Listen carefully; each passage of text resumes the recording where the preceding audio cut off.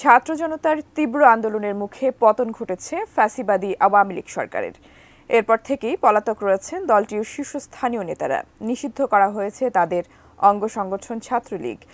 এখন শোনা যাচ্ছে খুব শীঘ্রই আওয়ামী লীগকেও নিষিদ্ধ করার পদক্ষেপ নিতে যাচ্ছে অন্তর্বর্তী সরকার। বিস্তারিত জানাচ্ছেন শিহাব ইসলাম।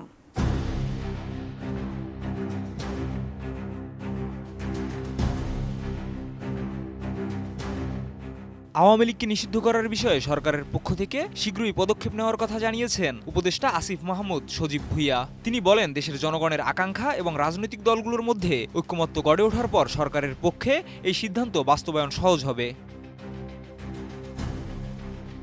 শুক্রবার বার্তা সংস্থা বাসসকে দেওয়া এক সাক্ষাৎকারে আসিফ মাহমুদ বলেন, ৫ আগস্টের আগে এবং পরে আওয়ামী লীগ নিষিদ্ধ করার বিষয়ে রাজনৈতিক দলগুলোর মধ্যে এক ধরনের ঐক্যমত্য তৈরি হয়েছে। এই ঐক্যমত্যের মাধ্যমে দেশের জনগণ এবং রাজনৈতিক দলগুলোর চাওয়া মেনে সরকারের পক্ষে এই সিদ্ধান্ত নেওয়া সহজ হবে বলে তিনি জানান। আসিফ মাহমুদ বলেন, আমরা মনে করি যে জনগণের চাওয়াকে গুরুত্ব দিয়ে এই সিদ্ধান্ত নেওয়া উচিত। এই প্রক্রিয়ার মাধ্যমে জনগণের আকাঙ্ক্ষা প্রতিফলিত হবে। তিনি আরও বলেন, বিচারক প্রক্রিয়ায় 4টি আইন রয়েছে, তার মাধ্যমে সরকার নির্বাহী আদেশে আওয়ামী লীগের বিরুদ্ধে ব্যবস্থা নিতে পারে। তবে আইনি কাঠামো কি হবে সে বিষয়ে এখনো সিদ্ধান্ত নেওয়া হয়নি। ডিজাইন, এলিগেন্স, বিউটি, সেরা পণ্য সবার জন্য জেভিকো।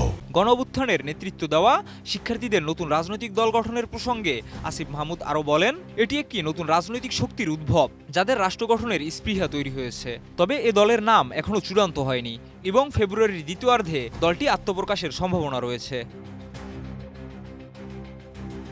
এছাড়া ছাত্রদের নতুন রাজনৈতিক দলে সরকারের কোনো প্রতিনিধি পাঠাবে কিনা এমন প্রশ্নের জবাবে আসিফ মাহমুদ বলেন, এ বিষয়ে এখনো সিদ্ধান্ত নেওয়া হয়নি। তবে আমরা নীতিগতভাবে চাই, ছাত্র প্রতিনিধিরা যদি রাজনৈতিক প্রক্রিয়ায় অংশগ্রহণ করতে চান, তাদের সরকারে থাকার সুযোগ নেই।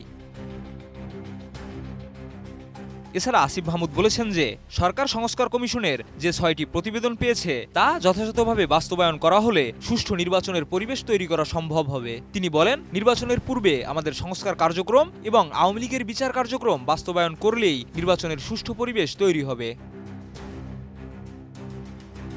এবার দেশের রাজনৈতিক পরিস্থিতি ঘিরে নানা পরিবর্তন আসছে এবং অনেকগুলো ইস্যুতে সরকারের সিদ্ধান্ত গ্রহণের প্রক্রিয়া চলছে। জনগণের আকাঙ্ক্ষা এবং রাজনৈতিক ঐক্যমত্যের ভিত্তিতে আগামী দিনে কী ধরনের পদক্ষেপ নেওয়া হবে সেটি সময়ই বলবে। শিহাব ইসলাম, এটিএন নিউজ।